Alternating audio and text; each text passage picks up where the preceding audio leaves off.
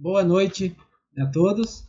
Gostaria de dar as boas-vindas, né, aos colegas que estão participando aí da nossa segunda atividade do Grupo de Estudos e Ações em Saúde Única da Universidade Federal Rural do Rio de Janeiro, né. Hoje nós vamos discutir, né, debater um tema, né, de relevância, né, para a temática do nosso grupo, né, com foco em saúde única, saúde pública. E hoje, né, nós temos o prazer de estar conosco aqui, né, o colega Ronan Rocha Coelho, né. O Ronan, ele é biólogo, mestre em ciências pela USP, e consultor do grupo técnico de malária, né, do Ministério da Saúde, né, que integra, né, esse grupo técnico, ele integra a Coordenação Geral de Vigilância de Zoonoses e Doenças de Transmissão Vetorial, né, do Departamento de Imunizações e Doenças Transmissíveis, né, da Secretaria de Vigilância em Saúde do Ministério da Saúde. Então, vocês aproveitem bastante, né, a oportunidade. Eu queria agradecer primeiramente você, Ronan, pela disponibilidade, né, e a palavra é sua. Obrigado. Eu queria agradecer o convite, Thiago, feito pela equipe da GIASU, da Universidade Federal Rural do Rio de Janeiro, e é uma honra poder participar desse evento aqui, dar boa noite a todos e todas que estão participando, e hoje eu vou falar um pouquinho para vocês a respeito do cenário epidemiológico da malária e as ações que foram realizadas pelo Ministério. Já está passando, já está transmitindo? Perfeito. Sim. Então, vamos lá. Acho que para começar a falar um pouco da malária, eu trouxe aqui um desenho, né, uma ilustração, no qual ela mostra a interação dos atores que estão envolvidos no ciclo de transmissão da malária. Então, a gente tem o ser humano, que é o hospedeiro, o patógeno, que seria o plasmodium, protozoário, e o vetor, que é o mosquito anófeles, né? Então, para que haja o ciclo de transmissão da malária, tem que ter um envolvimento desses três atores e sem esquecer do ambiente no qual eles estão envolvidos. Então, ambientes de florestas, ambientes nos quais eles propiciam o surgimento, o aparecimento dos criadouros do mosquito e no qual ocorra a entrada do homem, né, do ser humano, talvez infectado com o Plasmodium vivax ou falciparum, dando início a essa cadeia de transmissão. Então, só para ilustrar um pouquinho os atores envolvidos nessa interação, né? Então, aqui eu trago informações a respeito do Programa Nacional de Prevenção e Controle da Malária, o PNCM. Ele foi instituído em 2003 e hoje as ações dele fazem parte do GT Malária, como o Thiago explicou até no início, o Grupo Técnico de Malária do Ministério da Saúde, e esse programa tem como objetivo a redução da morte e mortalidade da malária, reduzir a gravidade dos casos, interromper a transmissão, eliminar a malária e manter eliminada a doença onde esse objetivo foi alcançado. Isso é algo que a gente vai comentar mais algumas vezes durante a apresentação, porque é muito importante que ocorra a manutenção da eliminação da doença em municípios e localidades nas quais houve a notificação em determinado momento e hoje ela já, a princípio, estaria eliminada. Então, aqui eu trago para vocês as diretrizes do PNCM, né? Elas são essas 4, mas elas envolvem tantas outras ações, né? Mas são basicamente essas 4. Então, a principal, e não menos importante, mas a principal dos eixos do PNCM é o diagnóstico, são as estratégias de diagnóstico e tratamento, de preferência oportuna e de qualidade, para que a gente consiga garantir um menor agravo do quadro clínico dos pacientes e que a gente consiga interromper o ciclo de transmissão da malária nas localidades. O controle integrado e seletivo de vetores, que é uma ação complementar à ação anterior, no qual você age diretamente na eliminação e no controle dos mosquitos vetores, né?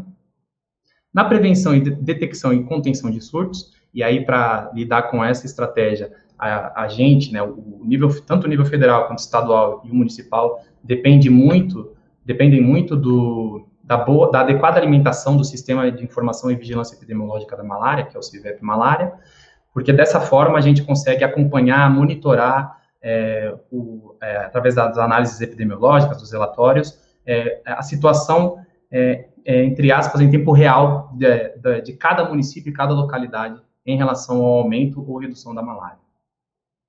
E por fim, e também não menos importante, a promoção da educação em saúde. Então, essa estratégia, ela embasa todos os outros eixos, uma vez que, para que você consiga alcançar a população, a sociedade, de maneira clara e objetiva, seja para explicar, trazer informações a respeito do diagnóstico e tratamento, do controle de vetores, você precisa desenvolver estratégias de educação em saúde adequadas a cada contexto social, a cada localidade, para que ocorra a melhor absorção da informação e para que eles se sintam parte do processo do cuidado, né? Então, aqui, rapidamente, para explicar o que é a malária, né? A malária é uma doença hemoparasitária. Os agentes causadores são protozoários do gênero Plasmodium. No Brasil, nós temos mais comuns, os agentes mais comuns, causadores que ocorrem de maneira mais comum. O Plasmodium vivax, Falciparum e o malari. E não temos causas autóctones de Plasmodium ovari e Knowles, e ressaltando também que o Knowles, ele é uma malária que ocorre mais em macacos, né? Mas a princípio nós não temos casos humanos autóctones aqui no Brasil. E o mosquito vetor faz parte do gênero, pertence ao gênero Anopheles, e a principal espécie vetora do patógeno causador da malária no Brasil é o Anopheles darlingi.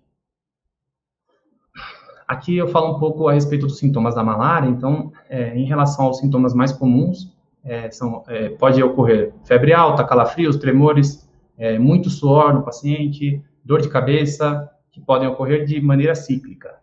E muitas pessoas, antes de apresentarem essas manifestações, também podem apresentar náuseas, vômitos, cansaço e falta de apetite. Já no caso dos sintomas graves, que é quando há até um atraso na oferta do diagnóstico e tratamento do paciente, o paciente pode apresentar prostração, ou seja, ele fica muito cansado, não consegue se locomover, sair da cama, ou seja, lá de onde ele estiver, e alteração da consciência, dispneia ou hiperventilação, pode ocorrer os dois, convulsões, hipotensão arterial ou choque, hemorragias, entre outros sintomas. Então, por isso da necessidade do pronto atendimento desses pacientes, né? E esse é um desafio, esse é um dos desafios que o PNCM tem junto aos estados e municípios. Aqui eu trago um pouco, uma informação a respeito do diagnóstico da malária, né? Que ele ocorre através de diversos métodos, né? Mas o principal, ele ocorre através da microscopia, que é o exame de gota espessa, que é considerado padrão ouro para o país, no qual você tem a obtenção da gota de sangue, né? Da punção da gota de sangue do paciente, para ser observado através do microscópio a parasitemia e a espécie que está causando a doença naquele paciente.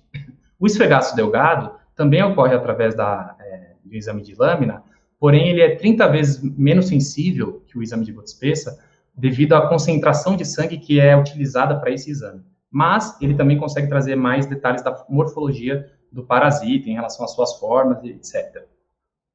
O próximo meio de diagnóstico é o teste de diagnóstico rápido, né, que é o TDR, que realiza, ele propicia proporciona o resultado através da identificação de antígenos do parasita no sangue, na circulação sanguínea do paciente. Então, você também pega a gota de sangue, aplica no exame, aqui você tem o desenho do teste rápido, e aí você coloca o reagente, o resultado sai entre 15 e 30 minutos. Aí a gente até ressalta que o resultado não deve ser lido após os 30 minutos, porque pode ocorrer algum tipo de alteração. E ele é bem simples, tá? Ele necessita de uma capacitação de, no máximo, 20 minutos para o profissional poder utilizá-lo para o diagnóstico, poder ofertar o diagnóstico para a população. E aí eu coloquei uma observação aqui sobre não utilizar para LVC, esse tipo de teste. Então, só para explicar rapidamente o que é LVC. A LVC significa Lâmina de Verificação de Cura. Essa lâmina, ela é realizada após o início do tratamento do paciente. Aí, ela é feita justamente para você conseguir garantir e observar a eficácia do tratamento que foi ofertado para aquele paciente e garantir a cura. Então, através das lâminas, você tem um ciclo que você pode aplicar as lâminas de verificação de cura tanto para Vivax quanto para Falciparum, e ela serve justamente para garantir a eficácia do tratamento. No caso do teste rápido, ele não serviria porque o teste rápido ele pode detectar, mesmo que depois do tratamento completo, o paciente esteja já curado, pode haver alguns pedaços, algumas partes do parasito ainda na circulação sanguínea. E essas partes podem ser identificadas pelo teste rápido. E aí você acaba tendo um falso positivo. Então, por isso que a gente não orienta a utilização do teste rápido para o exame de LVC.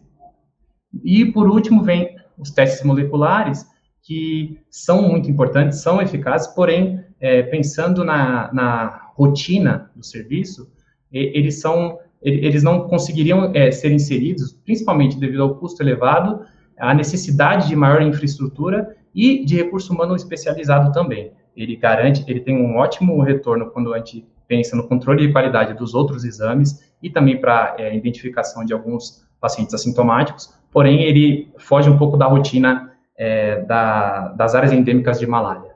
Então, ele acaba não entrando no sistema de diagnóstico, principalmente na região endêmica, que seria a região amazônica. Aqui, em relação à suspeição de outras doenças, então o diagnóstico diferencial da malária, ele deve ser feito com algumas doenças como a febre tifoide, febre amarela, leptospirose, hepatite infecciosa, leishmaniose visceral, doença de Chagas aguda, febres hemorrágicas e outros processos febris. Por quê? Porque quando o paciente chega com sintomas, todas essas doenças citadas anteriormente e algumas outras apresentam alguns sintomas clássicos, né, tradicionais, como febre, dor de cabeça, mal-estar, e pode ser confundido, né, com a malária. Então, caso o teste, o exame seja negativo, ele deve ser repetido, pelo menos em até 24 horas, mas ele deve ser direcionado para um diagnóstico diferencial para essas doenças, para a possível identificação dessas outras doenças citadas. Aqui eu também comento a respeito que na fase inicial, principalmente nas crianças, a malária confunde-se com outras doenças infecciosas do trato respiratório, urinário e digestivo, seja ele de etiologia viral ou bacteriana. Então, também há uma necessidade de maior atenção, principalmente com as crianças, em relação à identificação da malária ou de uma possível outra doença. Em relação ao tratamento da malária, eu trago alguns fatores condicionantes para a oferta adequada do tratamento para o paciente. Então, o principal é a espécie do protozoário infectante. Então, você tem um tratamento específico para Vivax, um para Falciparum, um para malária mista. Então, isso é o principal, né, a espécie do protozoário. A idade e o peso do paciente também são muito importantes. Então, caso modifique um pouco, a gente tem uma estimativa, né, do peso para cada faixa etária, mas caso isso fuja, o peso do paciente é fundamental, deve ser seguido para o cálculo da dosagem do medicamento. E algumas condições associadas, como gravidez e outros problemas de saúde, além da gravidade da doença. Então, quando a gente cita gravidez aqui, é principalmente porque no caso da gestante, ela não pode fazer o uso da primaquina, né, que pode causar sérios problemas para ela. Então, ela tem um outro tipo de tratamento e que vai durar durante a gestação inteira, e após a gestação ela vai poder fazer o tratamento adequado para poder ter a cura da malária completamente.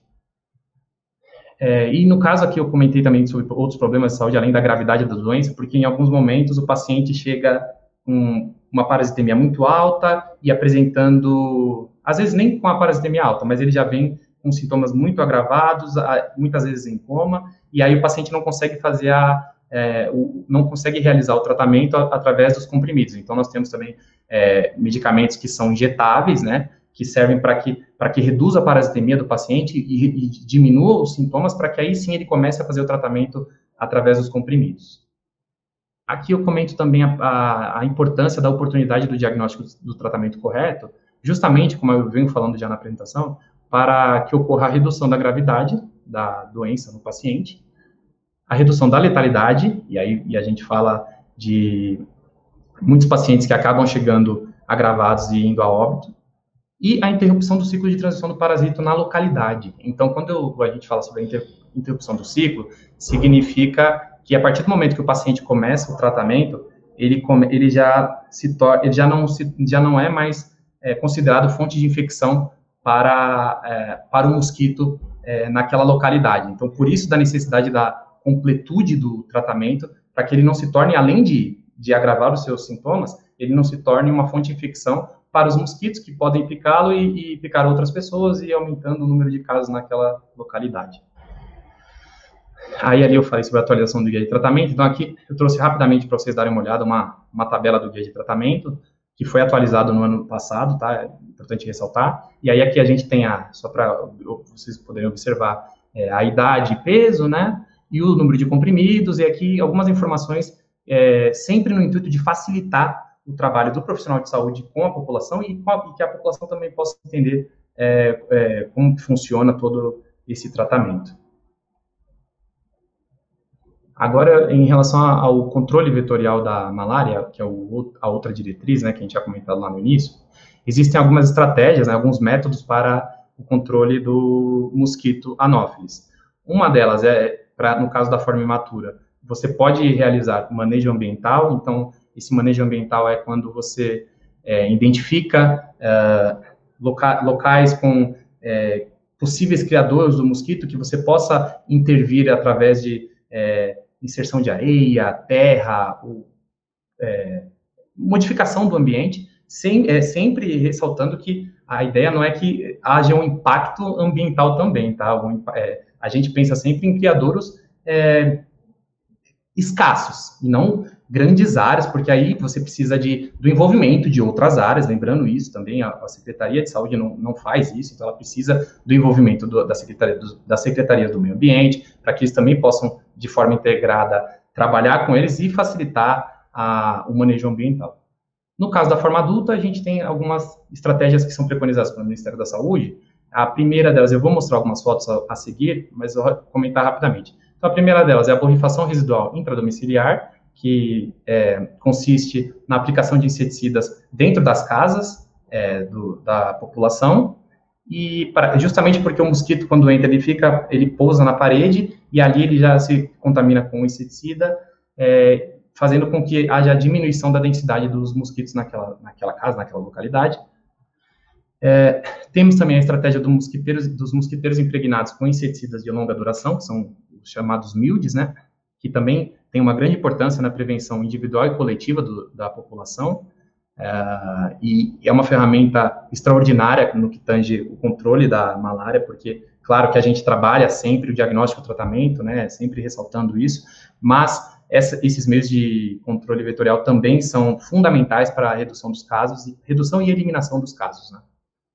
E o último método é a termonebulização, que é conhecida como FOG, né, ou fumacê, que ele é indicado apenas em situações de surto. E aí a gente pode relacionar com um aumento de casos de malária, no qual foi feito através de um levantamento entomológico, que foi identificado que houve um aumento da densidade do mosquito naquela localidade.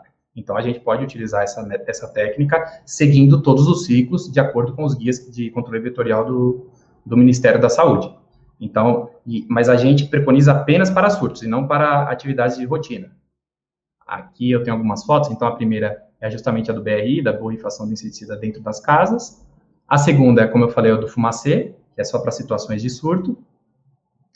E aqui eu tenho algumas imagens a respeito do mosquiteiro, que aí você tem aqui a primeira imagem, mosquiteiro de rede instalado, ele de grande valia, de grande valor para os municípios, tanto para municípios, estados, quanto para as áreas indígenas também, que eu vou falar mais à frente. Então, ele é uma ferramenta muito importante para o controle, prevenção e controle da malária. E aqui, uma medida básica também, que seria telar as janelas, né? Aqui, nesse caso, a tela já não tem inseticida, mas ela protege da entrada, ela previne da entrada do mosquito dentro das residências.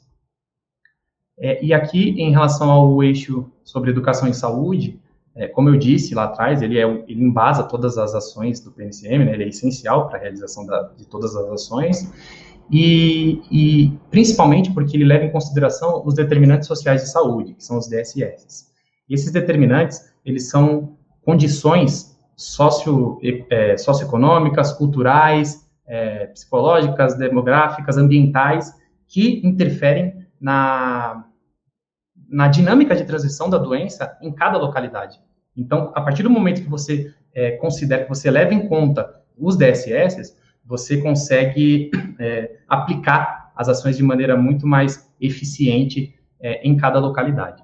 E aí, com isso, você tem também a importância, a relevância da inclusão social no processo de cuidado. Então, você mostrar para a população que ela é ator, ela faz parte, ela atua também no processo de cuidado, e que a gente precisa também da participação dela, sem responsabilizá-la pela doença. Claro, a gente está sempre mostrando para ela que ela faz parte, mas que o serviço público de saúde tem a obrigação de garantir o atendimento e o cuidado dessas pessoas.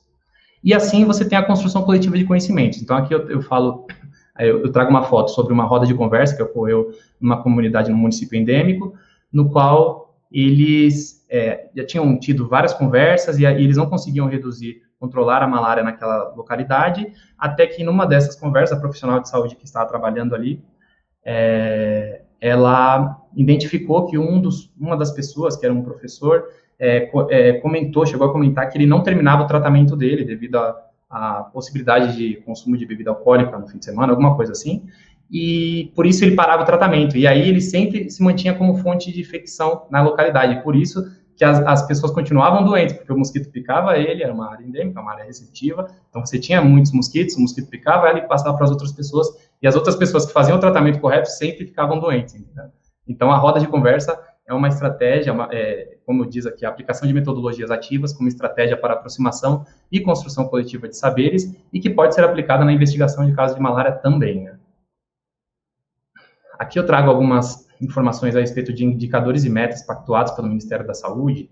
Então, só para explicar rapidamente sobre o Programa de Qualificação das Ações de Vigilância em Saúde, que é o PQAVS, o PQAVS, ele traz recursos para municípios que alcançam determinadas metas em relação às ações de vigilância em saúde.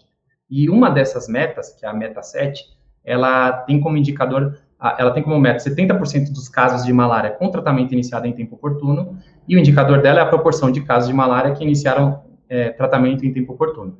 Só para esclarecer, o tratamento em tempo oportuno preconizado, né, pelo Ministério da Saúde, tratamento em tempo oportuno da malária, ele é classificado para casos autóctones em até 48 horas e para casos importados em até 96 horas. Então, aqui eu tenho um mapa com a distribuição desses municípios que atingiram e os que não atingiram a meta do PQAVS. Então, em vermelho, você tem os municípios que não atingiram a meta, e em verde, os municípios que atingiram a meta de 70% dos casos de malária tratados em tempo oportuno. Aí, aqui eu trago mais uma informação, que foram, em 2020, 131.767 casos sintomáticos registrados, e desses, houve 63% com tratamento oportuno, ou seja, 82 mil casos, quase 83 mil, e que não obtiveram tratamento oportuno, 37% desses casos, com quase 49 mil casos. Então, a gente, só para relacionar, para mostrar para vocês, acho que o próximo, eu vou mostrar um gráfico também, para mostrar a importância da oferta diagnóstico e tratamento para garantir a interrupção da doença, do ciclo de transmissão do patógeno causador da doença, para enfim, conseguirmos alcançarmos a eliminação da malária nas localidades endêmicas.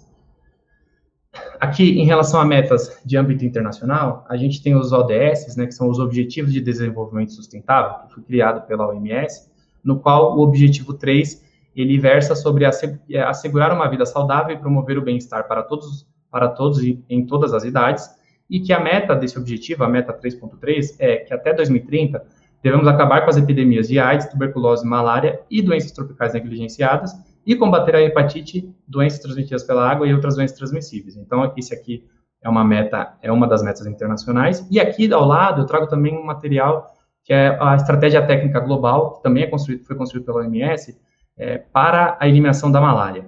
E aí, em cima desse documento, o Brasil adaptou as metas para a nossa realidade, e assim elas são apresentadas dessa forma. Então, as metas nacionais são registrar menos de 14 mil casos em 2030, eliminar a transmissão da malária por Plasmodium falciparum até o ano de 2030, eliminar a transmissão de malária até o ano de 2035, né, aí seria todos os casos, todas as espécies, e reduzir o número de óbitos para zero até o ano de 2030.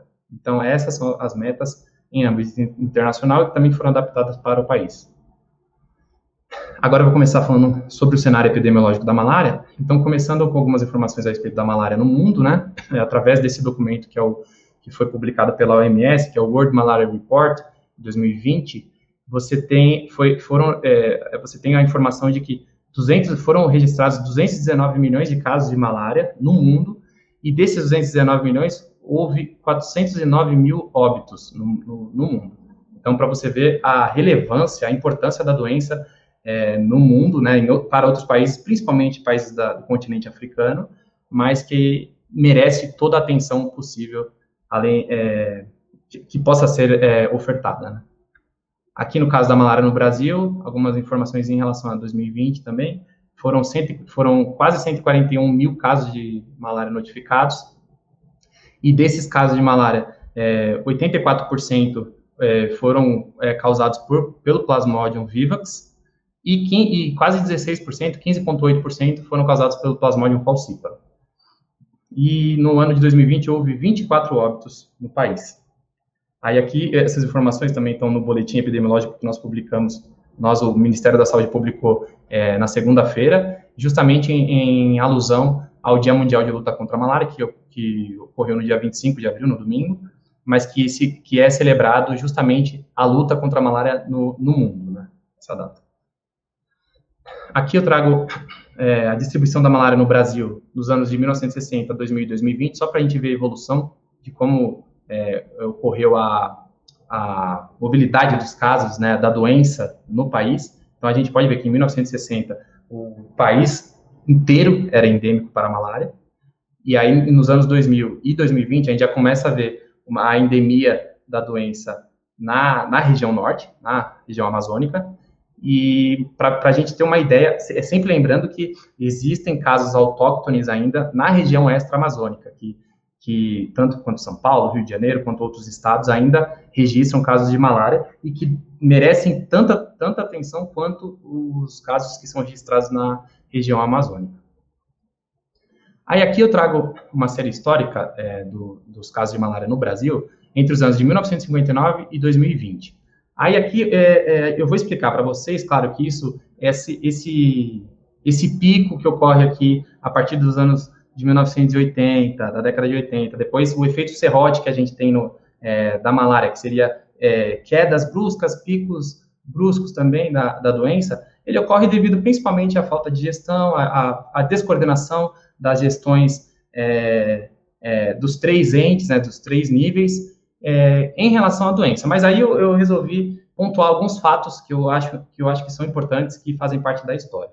Então, aqui, em 1965, foi lançada pela OMS a campanha de erradicação da malária, no qual ela trabalhava pura e simplesmente na aplicação do DDT, né, do inseticida, para erradicação do mosquito, né. Então, é bem complicado você falar em erradicação do mosquito, principalmente tanto no continente africano, quanto na região amazônica, porque é o ambiente dele, é o ambiente favorável para ele, para que ele possa se desenvolver. Então, a erradicação é uma palavra bastante complicada para você tratar quando você trata de a eliminação de algum mosquito vetor. Então, você tem essa campanha, então você tem um aumento dos casos a partir de 60 e depois uma queda leve e uma manutenção, né, uma estabilização dos casos.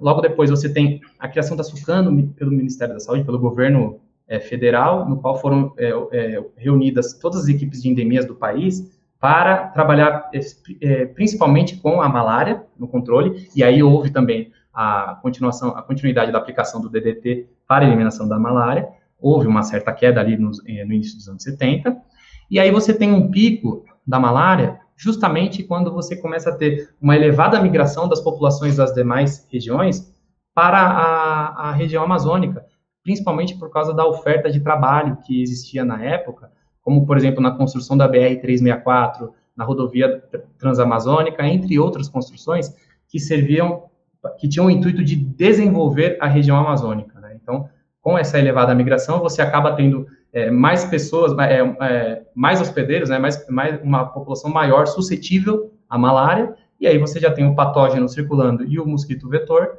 e aí você acaba tendo um aumento do número de casos.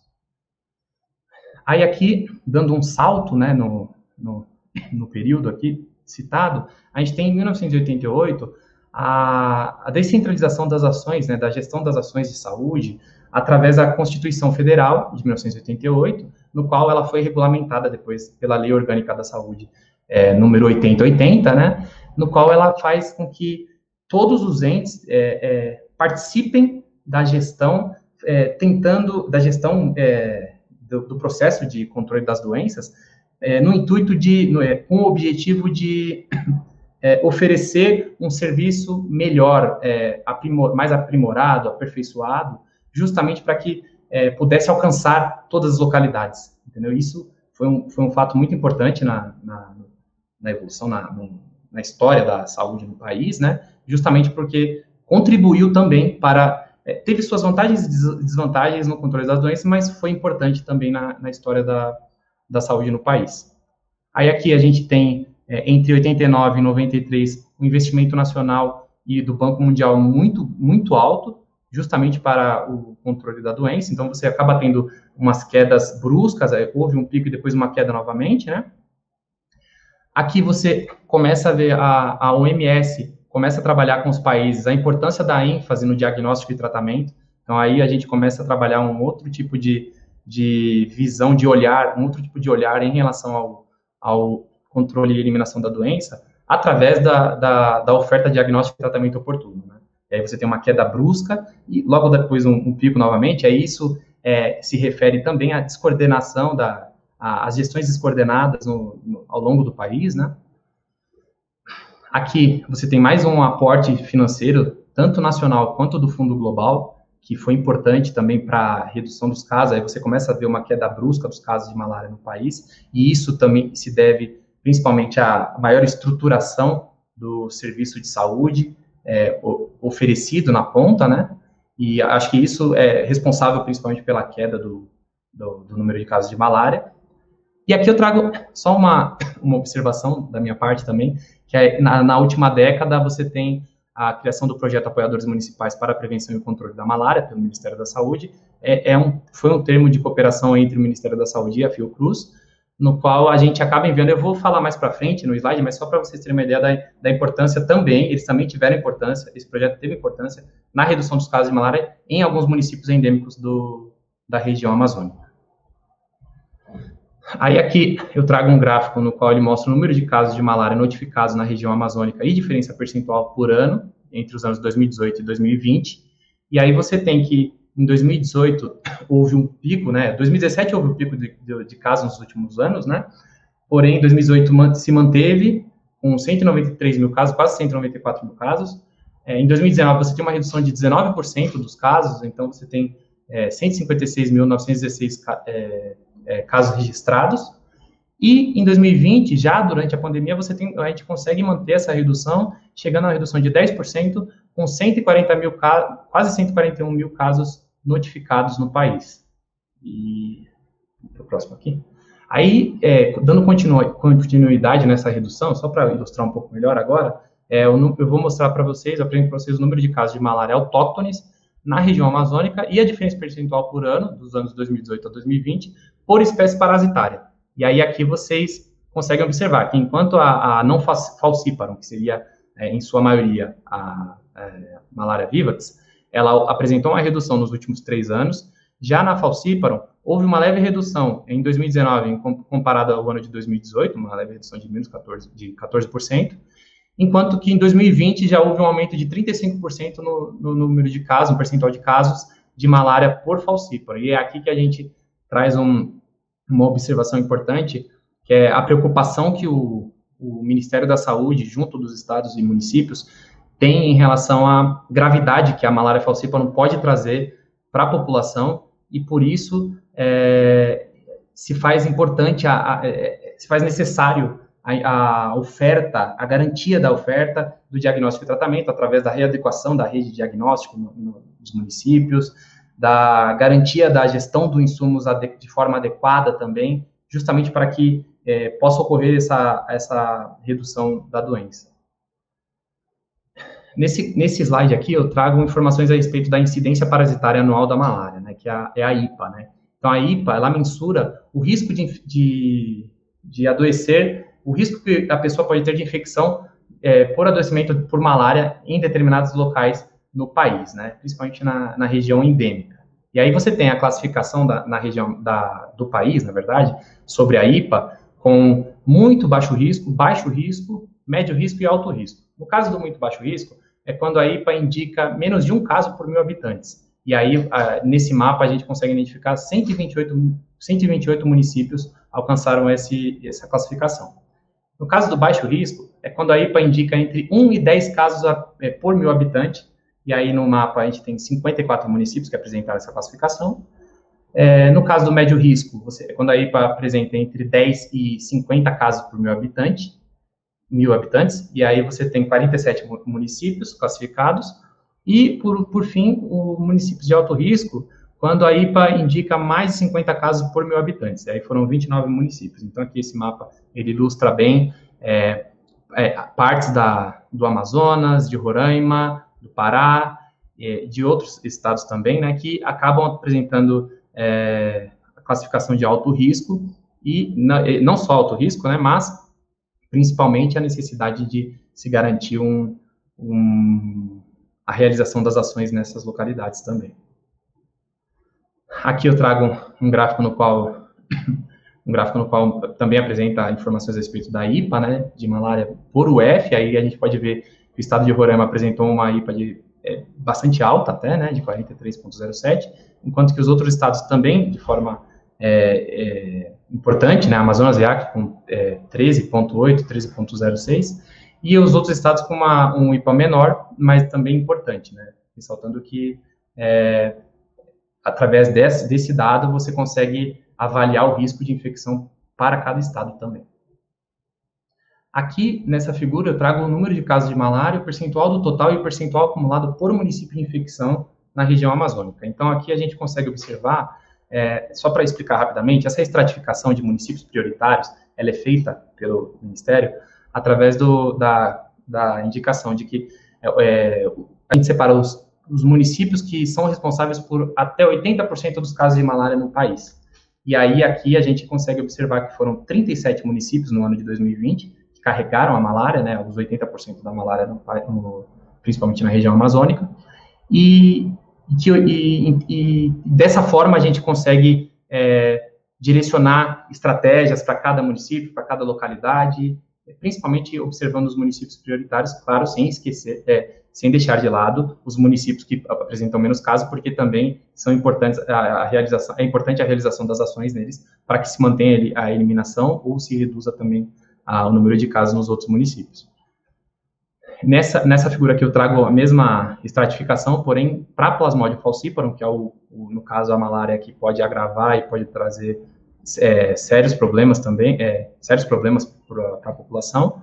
E aí aqui a gente tem 15 municípios que são responsáveis por 80% dos casos de malária, né? E aí aqui eu posso ressaltar Alto Alegre, em Roraima, que tem muitas áreas de garimpo e áreas indígenas, são áreas especiais que eu vou comentar um pouco mais para frente, mas que são áreas difíceis de se trabalhar, né, devido à logística, uma série de fatores.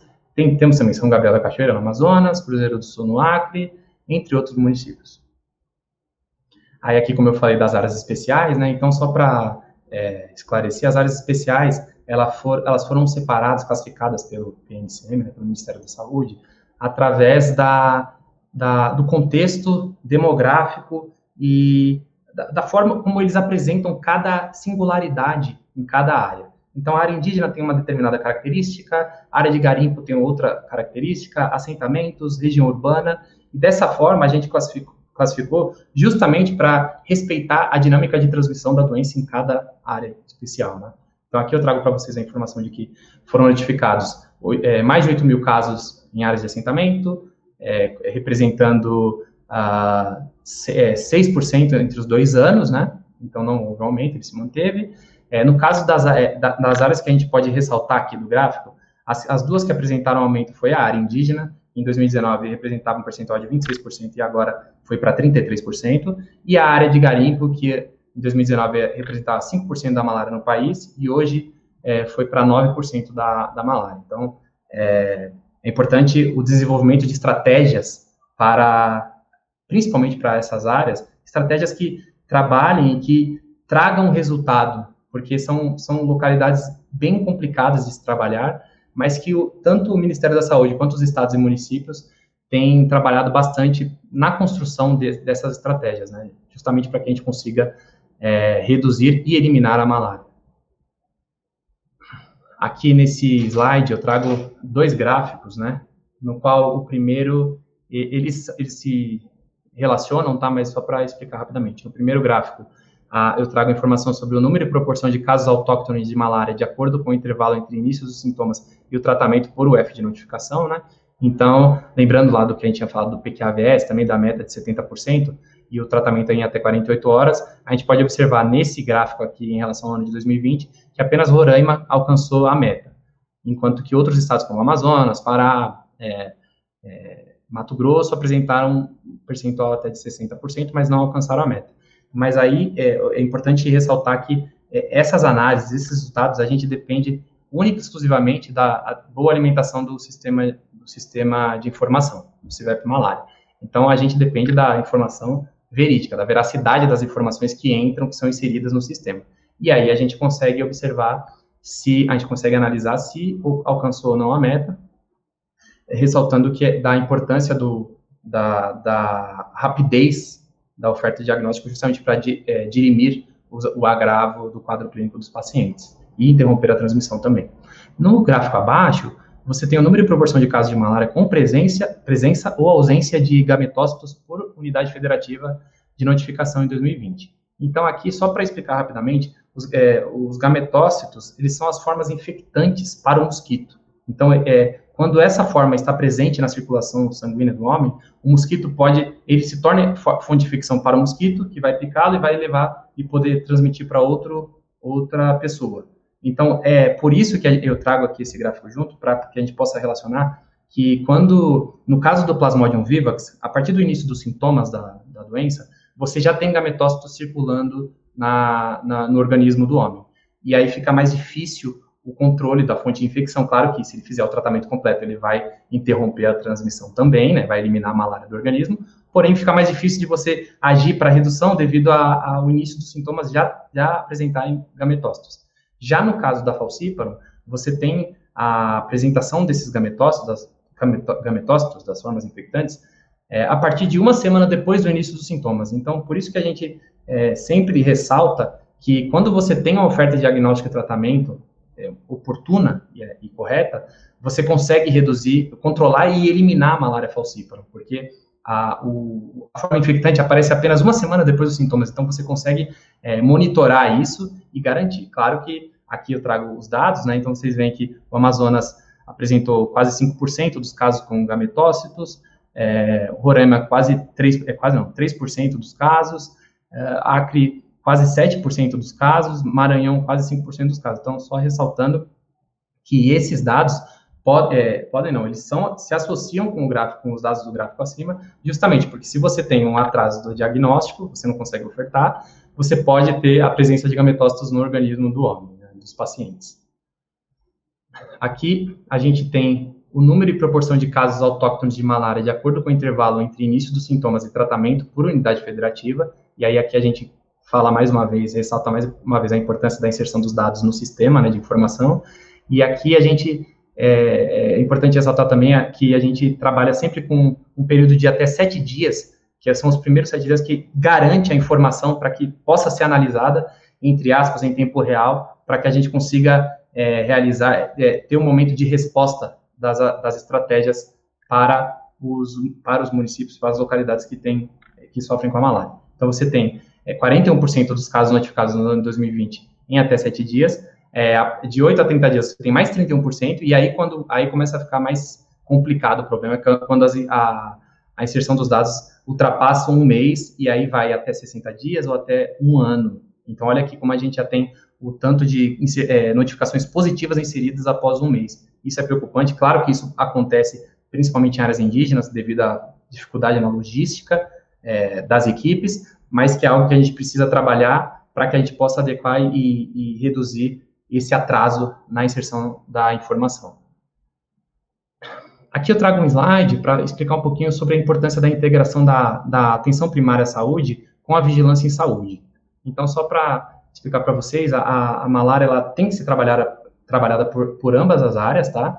Só que, principalmente, ela é principalmente trabalhada pela vigilância em saúde, né, pelos profissionais da vigilância, só que há necessidade da integração juntamente com a atenção primária, porque, além de ter normalmente, eles terem um recurso humano maior, eles também têm diversos fatores que possibilitam, que facilitariam o contato com a população, como a territorialização, né, que é o que eles fazem a respeito de conhecer o contexto de cada localidade, conhecer as pessoas, né, isso facilitaria muito e ajudaria muito na oferta de diagnóstico e tratamento oportuno. Então, aqui eu trago um gráfico que apresenta a participação dos ACS nas ações de controle da malária, e aí vocês podem observar que mais de 92% das notificações são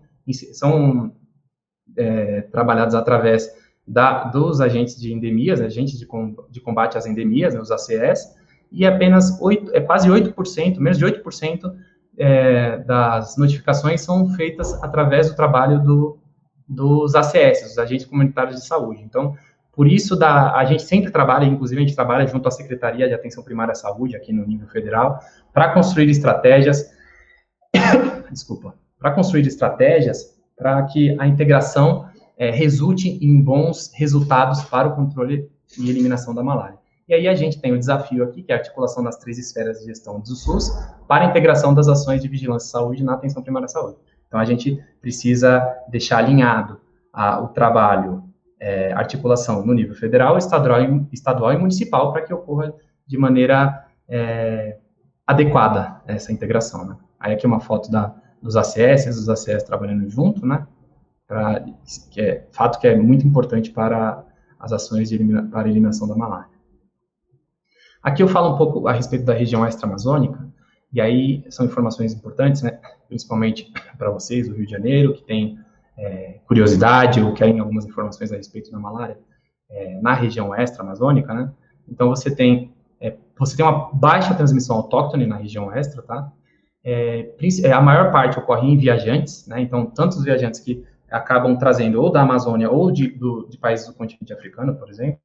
E aí, por ser uma doença não endêmica, você tem um determinado atraso no diagnóstico, porque se ocorre a suspeição de diversas doenças e a malária acaba não sendo a principal doença diagnosticada nos estados e municípios da região extra-amazônica, e aí, por isso, você acaba tendo uma letalidade maior do que na região amazônica. Então, em 2019, a região amazônica apresentou 0,02% de letalidade da malária, enquanto que na região extra-amazônica foi 2,04%, ou seja, 123 vezes maior, a letalidade foi 123 vezes maior na região extra do que na região amazônica. Então, assim, claro que a região amazônica apresenta o maior número de óbitos, porém, em comparação com a proporção de cada população, você tem um número 123 vezes maior, então um número bem preocupante, principalmente devido ao atraso no diagnóstico. Então, você tem maior gravidade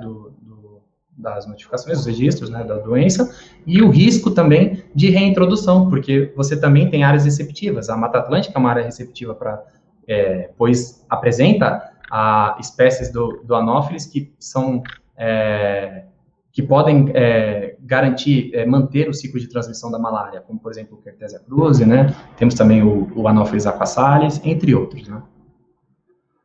Aí aqui eu trago algumas informações a respeito da malária na região extra-amazônica. Então, no primeiro gráfico, você tem a diferença percentual de casos de malária notificados na região extra-amazônica entre 2018 e 2020. Então, aqui eu trago informações a respeito dos casos notificados.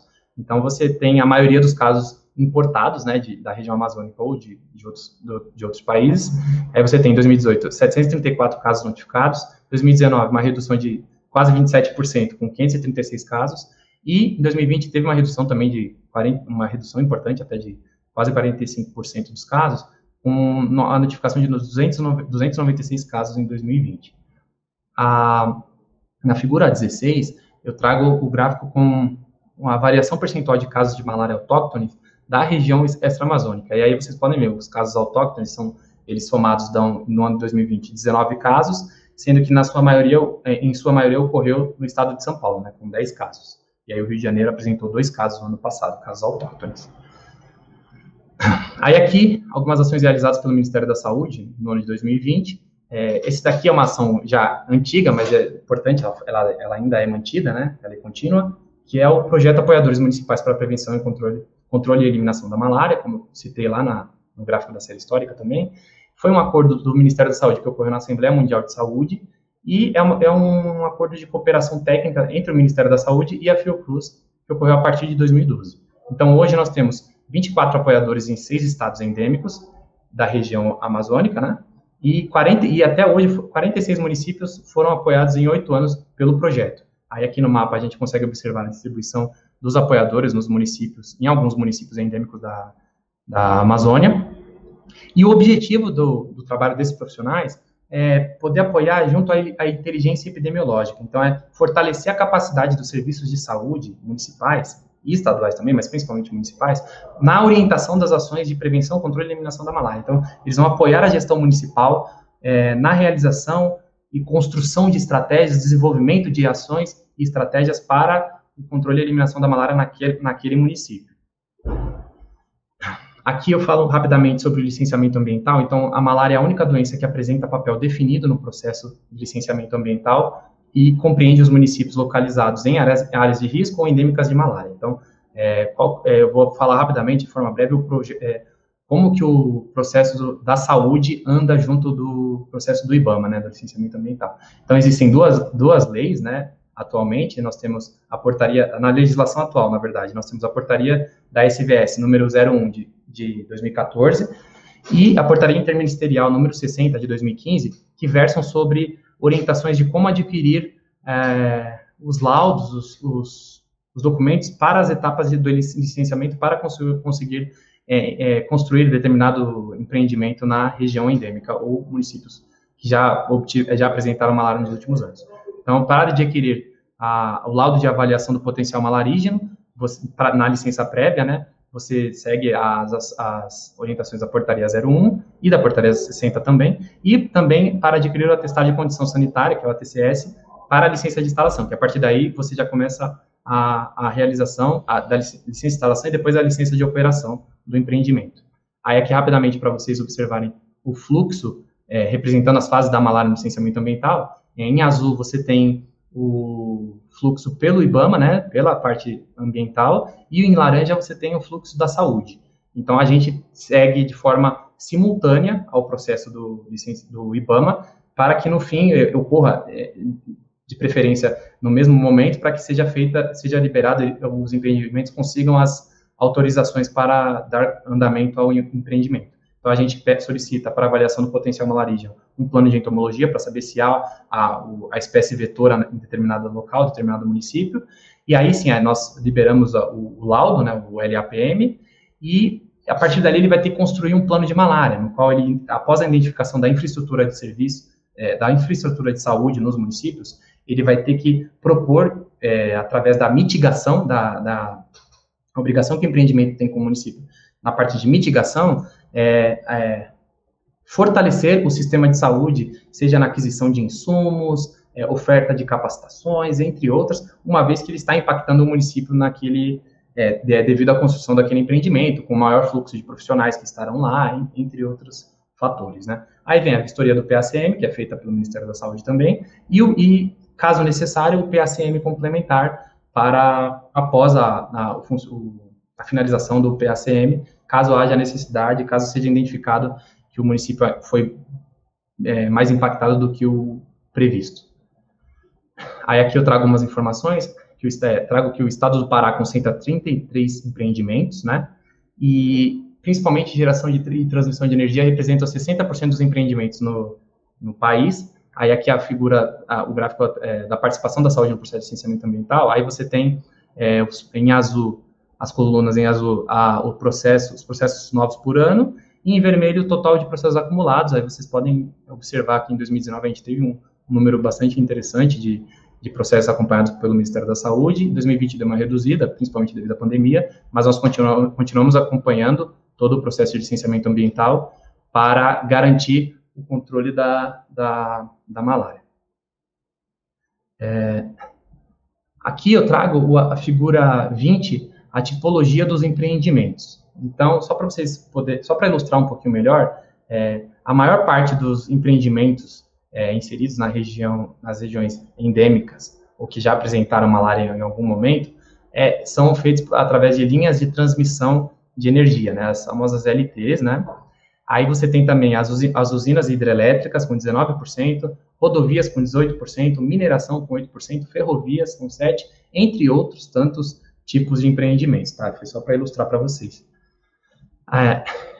Então, assim, em relação às capacitações e atualizações, né, que ocorreram, com o advento da pandemia da Covid-19, o Ministério da Saúde, através do GT Malária, realizou diversas web reuniões com os estados, municípios e os DICEIs, que são os Distritos Sanitários Especiais Indígenas, que são responsáveis pela realização das ações de controle da malária nas áreas indígenas, né, no intuito de apresentar os eixos do PNCM, atualizados a respeito de novos materiais, como, por exemplo, o guia de tratamento, que foi atualizado no ano passado. Nós fizemos várias oficinas, várias capacitações, e também reuniões de pactuação das ações de controle da malária, entre municípios e estados, entre municípios e DICEIs, estados e DICEIs, no intuito sempre de colaborar com o trabalho desenvolvido na ponta, né, para o controle da doença.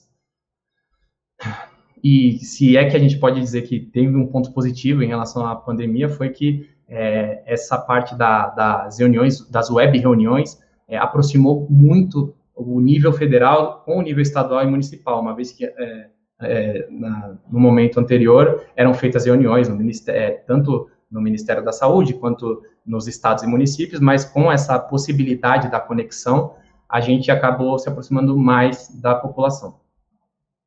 Aqui a gente tem as publicações que foram feitas em 2020, né? Aí só para ressaltar para vocês, os materiais produzidos pelo GT Malária. Então você tem o Boletim Epidemiológico número 52 de 2021, na verdade foi o último que saiu, eu acabei atualizando aqui. Você tem alguns vídeos educativos e instrutivos que foram construídos sobre malária e suas estratégias de prevenção, controle e eliminação. E você tem também o relançamento do curso de malária na atenção primária à saúde, que eu vou comentar mais à frente. E aqui algumas publicações também, mas eu não vou comentar todas, mas só para ressaltar o Guia de Tratamento da Malária do Brasil, que foi atualizado e foi publicado, esquemas de tratamento da malária e folders de teste rápido, por exemplo, entre outros materiais. Aqui nesse slide eu trago, como eu falei anteriormente dos vídeos, algumas estratégias de comunicação, como, por exemplo, esses 3 vídeos que foram produzidos pelo Ministério da Saúde no final do ano passado, que versam sobre os desafios para o combate da doença no país, a malária, conheça mitos e verdades sobre a doença, e aqui a gente teve a honra de receber o professor Pedro Tawil para fazer o vídeo com a gente, né, a respeito dos mitos e verdades. E o último vídeo é Malária e medidas de prevenção ajudam no combate à doença, no qual a professora Marianice, que é especialista em anófilis e malária, pôde participar também, trazer informações para a gente. Os vídeos são excelentes e estão disponíveis no YouTube do Ministério da Saúde. Já em relação ao curso da malária na atenção primária à saúde, ele durou um determinado tempo para ser construído e depois mais um tempo para ser atualizado. Mas a gente conseguiu relançá-lo no final do ano passado, acho que em novembro do ano passado, e ele é aberto para o público, quem tiver interesse sobre malária, sobre a doença, sobre como métodos de diagnóstico, tratamento, etc., ele está disponível. Claro que a gente fez o curso voltado para a atenção primária à saúde, principalmente para poder possibilitar aquela integração que eu falei para vocês anteriormente, né, a necessidade da integração com a APS, né, da Vigilância Saúde, mas está aberto, é um curso de 60 horas, um curso muito bom. Claro que eu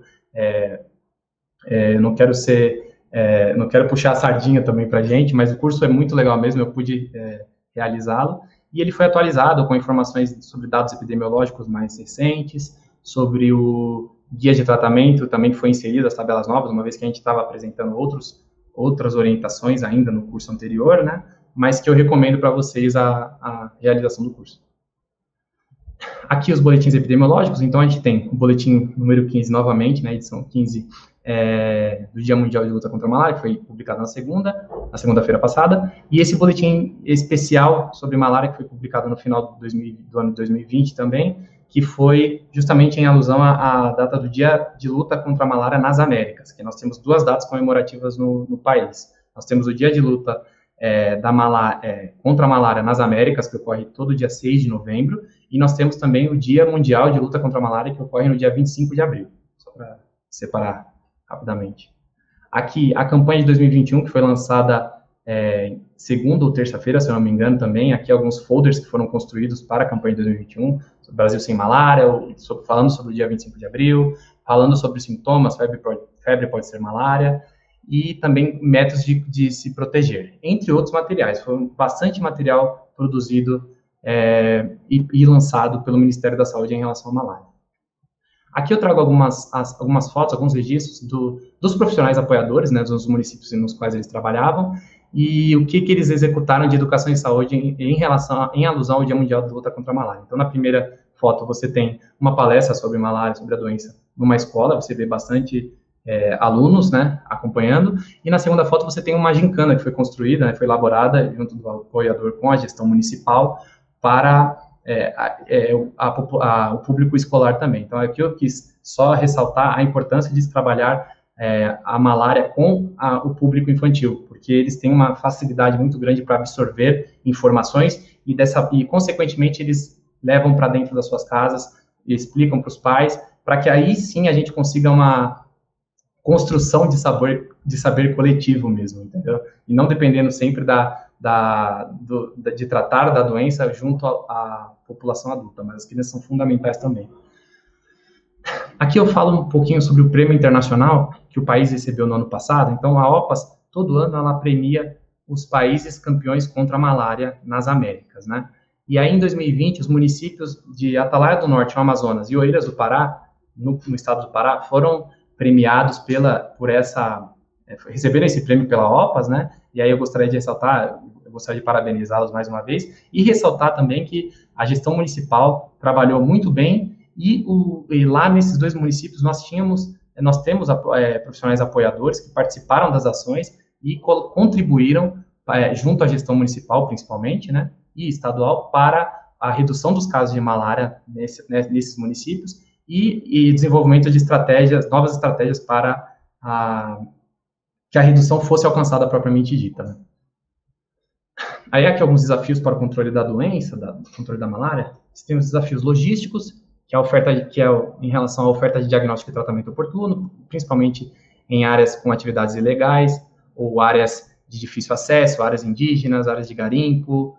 Assim, também tem algumas áreas que você não consegue chegar mesmo, a equipe de saúde não tem diversos obstáculos para alcançar, e aí isso resulta diretamente na falha da oferta de diagnóstico e tratamento.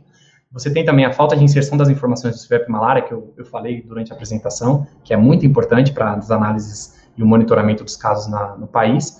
Você tem também o recurso humano reduzido nos municípios, infelizmente, entre outros problemas, né? E, em relação aos desafios técnicos, você tem a necessidade da pronta resposta a ocorrências de surtos, e isso só vai ocorrer se o sistema de informação estiver bem alimentado, para que a gente possa acompanhar, né? Então, a gente tem esse monitoramento, tanto no nível federal, quanto os estados e municípios também, né? Justamente para que, caso haja uma elevação de casos em determinado local que não tinha tantos registros, ou tinha 0 registros, a gente já possa atuar em cima para tentar controlar e eliminar a doença na localidade. Garantir que a busca da população quanto ao diagnóstico e tratamento adequado, aí a gente fala um pouquinho sobre a busca passiva, né? E isso só vai acontecer se você conseguir trazer informações através das ações de educação e saúde para a população, para que a população entenda a importância do diagnóstico e do tratamento oportuno e adequado para a interrupção do ciclo de transmissão e para a diminuição dos agravos do quadro clínico de cada um, né?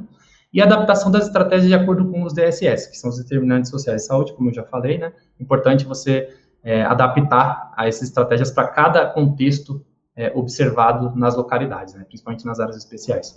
Em relação aos desafios políticos, a garantia de orçamento, mesmo em áreas com redução de casos. Então, quando você tem um município ou uma localidade que está com um número bem baixo de casos, de registros, você acaba tendo um afrouxamento da execução das ações, né, por parte do município, do estado, e aí a malária pode voltar a subir, e é isso que a gente precisa evitar. Para que a gente consiga a eliminação, a gente precisa garantir o investimento, principalmente nessas áreas, para que ocorra a eliminação, para que chegue a zero mesmo o número de casos da doença. O apoio a pesquisas voltadas para o serviço, isso é fundamental também. O Ministério da Saúde depende muito também das pesquisas que são realizadas no Brasil em relação a diagnóstico, tratamento, controle da malária, e isso é muito bem feito pelas instituições de pesquisa. A manutenção dos projetos em andamento, como, por exemplo, o projeto Apoiadores, que é fundamental, a gente consegue mostrar em alguns dados que os municípios nos quais tem apoiadores, houve determinada redução dos casos, então a gente pode observar, claro que não foi somente eles que levaram à redução, mas eles contribuíram junto à gestão municipal para a redução dos casos, né? A gente tem também cooperação internacional, desafios políticos em relação à cooperação internacional em áreas fronteiriças, então o país ele também apresenta algumas pactuações com países de fronteira, como as Guianas, o Suriname, principalmente em relação à malária garimpeira, né, para que possa ser feito o controle dentro dessas áreas. A interlocução com outras áreas de saúde, do setor saúde e intersetorial, como CESAI, SAPES, IBAMA, entre outros. Então, aqui a gente está falando exclusivamente da integração, da necessidade da integração com a Secretaria Especial de Saúde Indígena, a Secretaria de Atenção Primária à Saúde e a IBAMA, entre outros intervenientes. Então, é fundamental que o Ministério da Saúde, através do GT Malária, consiga realizar essas ações de forma integrada para garantir que o desenvolvimento de estratégias para o controle da doença na ponta, principalmente.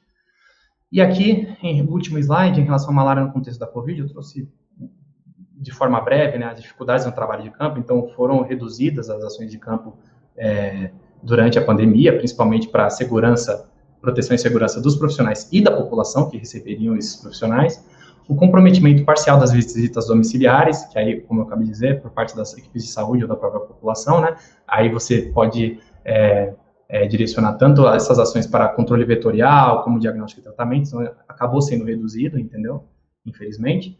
E a perda de muitos profissionais, infelizmente ocorreu a perda de muitos profissionais ao longo do país, na região amazônica, pela Covid, né, e por isso eu faço uma breve homenagem aqui, eu peguei essa foto aqui, essa foto foi a campeã da ExpoEP 2019, né, a 16ª ExpoEP, no qual o profissional de saúde que registrou essa foto, Marcos Blanc, que é do município de Iranduba, ele mostrou aqui pelas lentes da vigilância o SUS que construímos, né, então vocês podem ver o agente de saúde num barco indo em direção às populações ribeirinhas ou indígenas para ofertar o diagnóstico e o tratamento da malária, e assim eu finalizo a minha apresentação e gostaria de agradecer mais uma vez a presença de todos, estou aberto para maiores dúvidas. Muito obrigado.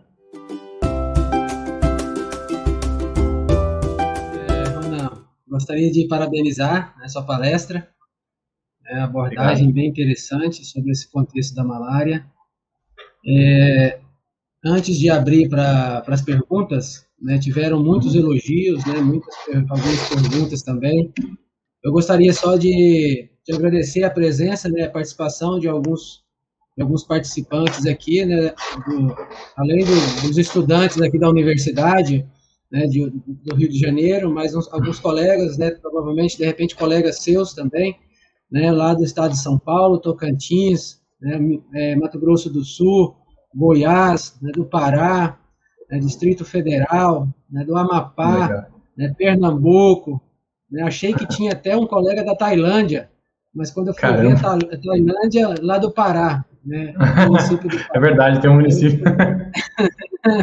Achei que a gente estava alcançando internacionalmente ainda. Mas, enfim. Então é isso, Ronan. Eu vou ver se eu coloco algumas perguntas aqui, né, que nós tivemos. Deixa eu achar direitinho as perguntas aqui, rapidinho.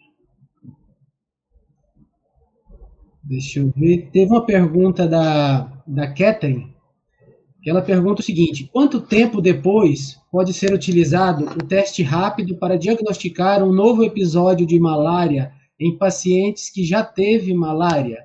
Ela até comenta que para a leishmaniose visceral, né, não é recomendado. A gente tem o controle também desse diagnóstico através das LVCs, como eu comentei, né? E a gente tem para Vivax, se eu não me engano, são 63 dias, e para Falciparum 42 ou 43. Então, o que a gente orienta é que seja utilizado depois desse período, entendeu? E que caso ocorra um novo episódio durante esse período, aí seja feito por lâmina de gota espessa. Claro que essa informação a gente adquire principalmente com o sistema, com o CIVEP Malária, né? Então, é possível observar essa informação através do cadastro do paciente.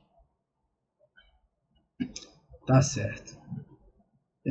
Deixa eu ver a próxima pergunta aqui. Essa pergunta, eu vou juntar ela em duas perguntas, que o professor Cleito e a professora Sandra, aqui do Departamento de Epidemiologia e Saúde Pública da Universidade Federal Rural do Rio, eles perguntaram, são perguntas semelhantes, que a gente pode juntar em uma mesma pergunta. O professor Cleito pergunta, sendo uma doença vetorada e de forma comparativa, se considerarmos todas as arboviroses que vêm aumentando a sua ocorrência no Brasil, você considera o controle da malária um sonho ou uma realidade? Né? E a professora Sandra, também do mesmo departamento, colega nossa, ela pergunta se as metas adaptadas para o Brasil, né, são alcançáveis ou seriam utópicas, dada a experiência atual, né, em relação à Covid-19. Sim, perfeito. Eu queria agradecer as perguntas e dizer que sim, é possível sim a eliminação da malária. A gente trabalha acreditando nisso, sim. Nós somos bastante otimistas em relação a isso, principalmente porque o Ministério da Saúde tem trabalhado principalmente com a integração com os estados e municípios. Então, construindo sempre estratégias, a gente está sempre preocupado na construção de documentos que possam subsidiar a realização das estratégias na ponta, né? E sim, elas são possíveis de se alcançar, né, as metas. E em relação à primeira pergunta, que era das arboviroses, né? As arboviroses, elas, quando há um pico, né, das doenças, né, tanto dengue, zika, chikungunya, acaba tendo uma dificuldade na suspeição dos sintomas, também com a malária, mas a gente continua acreditando, principalmente devido como eu falei, do diagnóstico diferencial, da importância, né, do diagnóstico diferencial, suspeição de outras doenças, mas a gente acredita sim que através das estratégias, claro que a gente adaptou para o país as metas da estratégia técnica global, mas a gente acredita sim, e sempre trabalhando de forma integrada, com estados, municípios, CESAI e outros atores, outros entes envolvidos no processo. Tá correto, tá bem. A Thaís Medeiros, ela faz uma observação aqui, né? Estou projetando aí para você, né? Ela fala que lá em Manaus a malária urbana está relacionada à falta de saneamento básico, né? Precariedade desse saneamento. Isso vocês observam em outras localidades também? Sim.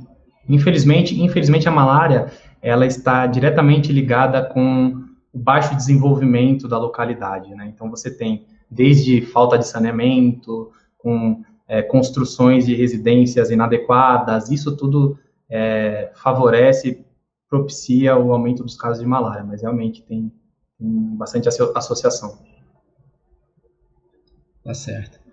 Eu queria também fazer uma provocação a você, Ronan. A gente conversou antes, né, de começar a palestra, né, aproveitando essa colocação aqui da professora Isabelle, também lá do nosso departamento, ela fala que é muito importante a conscientização da população, né, para se tornarem atores no processo de controle, né, no caso da educação em saúde.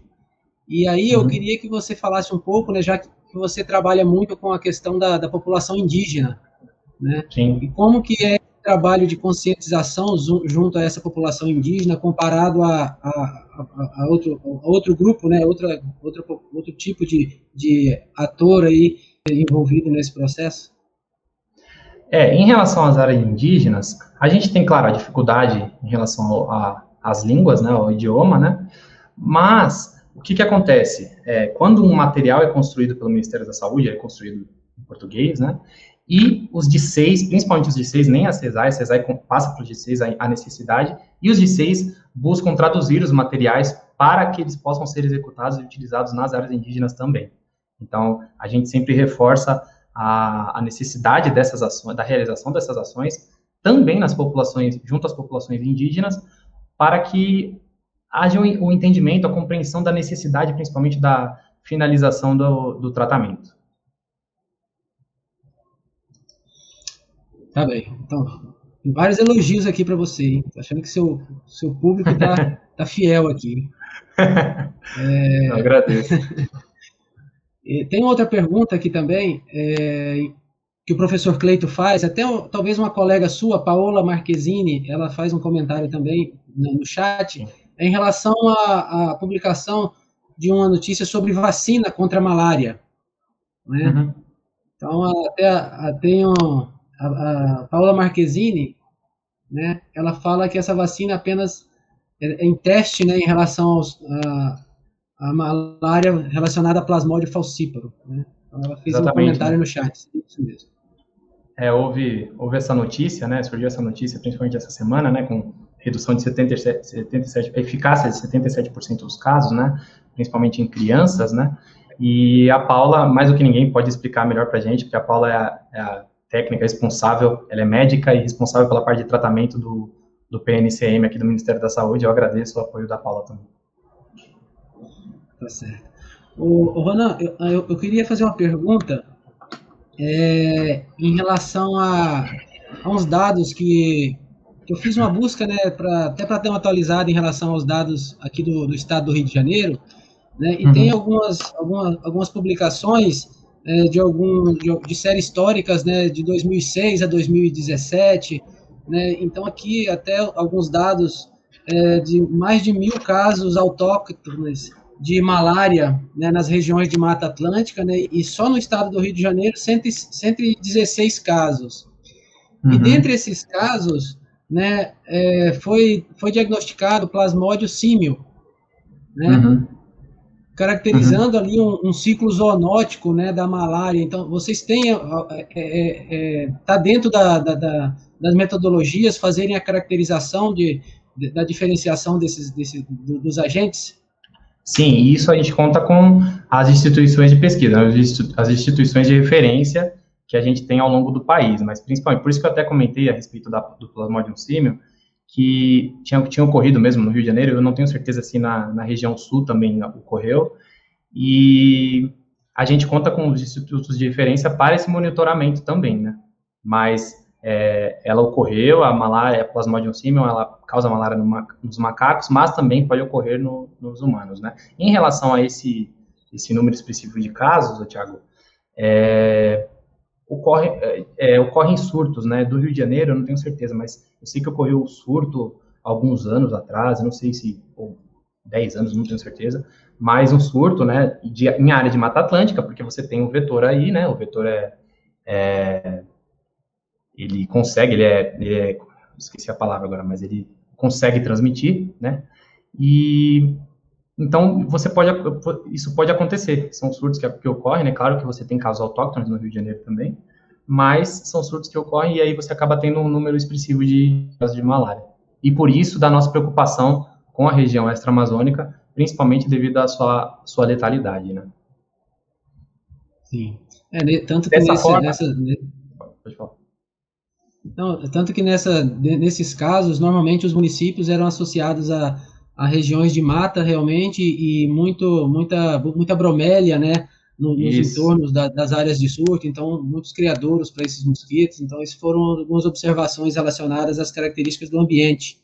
Exatamente, né, e por isso que a gente também sempre constrói materiais, não só voltado para a região amazônica, mas para a região extra-amazônica também, materiais que possam ser a gente distribui os materiais e também para que possa serem impressos pelos estados e municípios que tenham casos esporádicos de malária, entendeu? Para que eles possam trabalhar as ações também nesses municípios.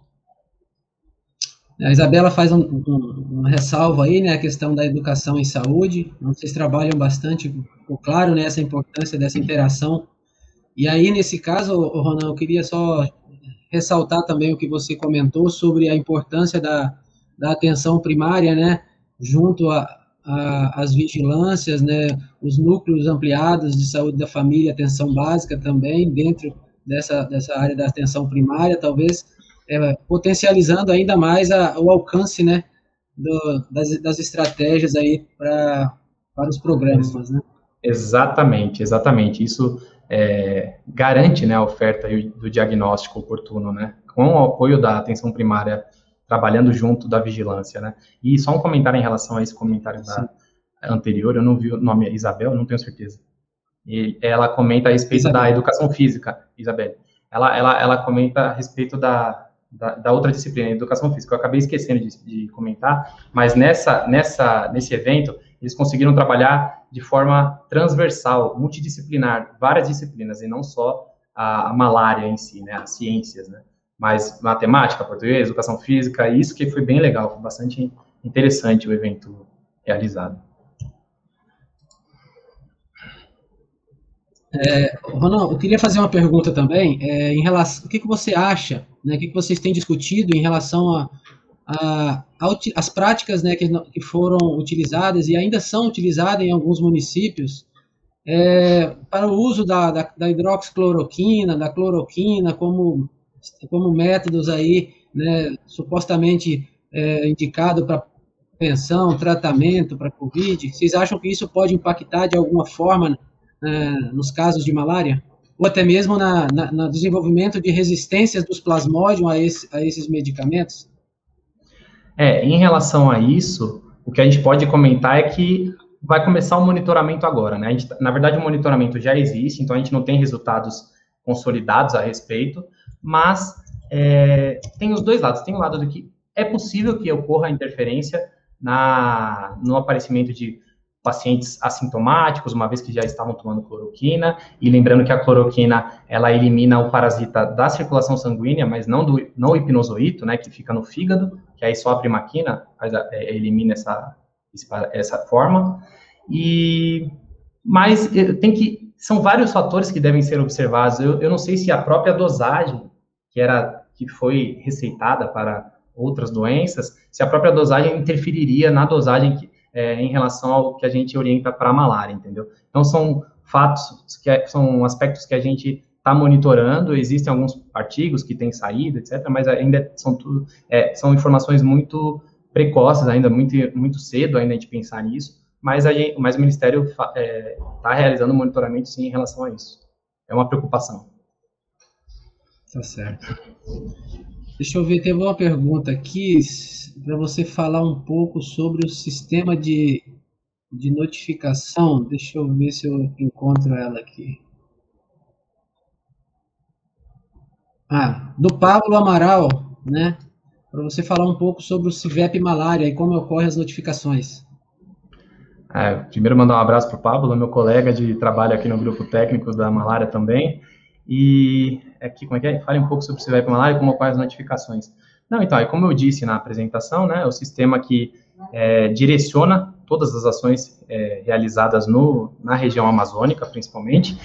E eu não sei se a pergunta de como ocorrem as notificações, né, eles têm acesso, os estados e municípios têm acesso ao sistema, no qual eles precisam inserir as notificações, e através dele a gente consegue não só monitorar a situação epidemiológica de cada localidade, mas também ele garante a gestão dos insumos, porque ele consegue garantir para a gente que ali houve tantos casos, e aí sim ele vai justificar, vai dar respaldo na programação e solicitação de medicamentos, testes rápidos, inseticidas, entre outros. Não sei se foi essa a pergunta, tá? Mas... Tá certo. Você falou em relação às áreas extra-amazônicas, né? Uhum. E você acha que a letalidade dos casos ser maior nessas áreas é em função da demora do diagnóstico, em função uma falha no sistema de vigilância, né, desses municípios? Principalmente. Seria interessante trabalhar, sabendo-se disso, uma estratégia até mesmo pensando numa possibilidade também talvez de ocorrência sazonal, não sei, mas trabalhar isso previamente como uma forma educativa para aumentar a sensibilidade desse sistema. Porque, assim, aqui no município, pelo menos a gente não vê muita discussão sobre esse tema malária, né? Uhum. Aqui no estado do Rio, a gente não vê, assim, de fato, a gente não tem muitos grupos de discussão, né? Talvez mais grupos de pesquisa em função de não ser uma área Isso. endêmica, né? Então, talvez isso seria uma estratégia também, justamente para conter um pouco essa letalidade, né? Exato, eu acho que em relação aos grupos de pesquisa, né, a Fiocruz, ela está na vanguarda, né, das discussões em relação à malária, então nós temos um contato muito grande com os pesquisadores, né, muitos pesquisadores da Fiocruz, então eles têm ciência, eles sabem como funciona a malária no estado do Rio de Janeiro, e em relação às ações, né, que você falou sazonais, eu acho que pode ocorrer, mas, assim, é complicado porque a maioria, assim, pensando nos casos autóctones, tudo bem, né? A gente está pensando nos casos autóctones, eu acho que daria para tentar trabalhar dessa forma, pensando na sazonalidade da doença. Mas, como a maioria dos casos, como eu mostrei, são importados, fica um pouco complicado. E aí, por isso, surge a necessidade do desenvolvimento de materiais, de informativos e estratégias mesmo para a forma como será lidada o tratamento, o diagnóstico e o tratamento desses pacientes, entendeu? E aí, isso tudo vai depender o quê? De uma boa anamnese, de uma boa investigação do paciente, saber se o paciente esteve em área endêmica para a malária, seja no Brasil ou em outros países, entendeu? Isso tudo depende. Precisa ter eu acho que poderia ser mais conversado, sim, na região extra. O Ministério da Saúde mantém constantemente contato com os estados da região extra-amazônica, tá? E sempre no intuito de contemplar as necessidades, os problemas, as necessidades de cada um e apoiar a execução das atividades. Mas eu concordo com o que você disse em relação às ações. Tá certo. Bom, não tivemos mais perguntas, acho que foram comentadas todas aqui, né? É um tema que a gente poderia conversar mais sobre outros aspectos, né? O grupo de estudo nosso, o GEASO, ele tem estudantes de medicina veterinária, de educação física, de farmácia. Então, a ideia é que a gente possa trabalhar esses temas relacionados a um foco em saúde única, pensando na saúde pública, né? Nós vamos ter novos eventos e, assim, eu queria agradecer a presença, né, de todos. Queria que você deixasse uma mensagem final aí para a gente, né? E a gente já ir despedindo em função do avançado horário também, porque tem essa desvantagem de começar às 7 horas, porque já fica um pouco cansado, né? Mas eu queria te agradecer mais uma vez e que você deixasse uma mensagem para a gente aí. Não, eu queria agradecer o convite, agradecer o apoio dos colegas do GT Malária, do Ministério da Saúde, da coordenação também, e dizer que o GT Malária está à disposição para a realização de novos contatos, caso vocês necessitem, caso vocês precisem, e o Ministério da Saúde em si, né, está à disposição, e dizer que é possível, sim, a eliminação da malária, a gente acredita nisso, e eu sei que a gente alcançará essa meta, né, e pedir para que todos continuem se protegendo da Covid-19, porque ela ainda está em alta, então continuar usando álcool em gel, máscara e distanciamento social, até que a vacina contemple toda a população. É isso mesmo. Obrigado, Thiago, pelo convite e uma boa noite a todos. Ronan, só falamos em despedida, surgiram duas perguntas que eu acho que valeria a pena a gente colocar elas aqui, sobre o trânsito de pessoas entre estados, né? Não, essa é da professora Isabelle, né? Ela perguntou se os dados do CIVEP malária ficam disponíveis no DataSUS. Na página da malária, a gente tem um link no qual a gente oferece o acesso às informações através do Tableau Public, que é um programa de Business Intelligence, né? No qual ele faz análises e ali a gente disponibiliza. Para casos, para CIVEP malária em si, aí vocês podem solicitar através do ESIC, né, do Ministério da Saúde, e aí são disponibilizados, mas sempre da mesma forma como já está publicado na página da malária. Eu recomendo que vocês entrem lá na página da malária, e lá tem um link sobre análises epidemiológicas, todas prontas, vocês podem fazer análise também, é um programa bem legal, e são dados atualizados sempre pelo CIVEP e pelo SINAM. Tá certo. Só essa última, para a gente encerrar de fato, da Mirna, né, ela fala que em relação ao público que vem da Amazônia, retorna para outros estados, né, os militares, por exemplo, deveria ter uma maior investigação voltada a esses grupos para oferta de diagnóstico? Eu acho até que ela tá confirmando isso, exatamente aquilo que você tinha comentado sobre desenvolvimento de ações, né, voltadas para determinados públicos ou em determinadas épocas, e realmente a Mirna tem toda a razão. Mirna tem experiência com isso, a Mirna é do Amazonas, né, trabalha na FVS, ela tem experiência com relação a isso, e realmente, eu acho que poderiam existir ações voltadas para esse público, por exemplo, para os militares, né. Então é isso. Então, gente, olha, muito obrigado. Eu vou encerrar, né, a nossa palestra. Obrigado pela presença de todos vocês aí. Um abraço. Até a próxima palestra. Obrigado, boa noite.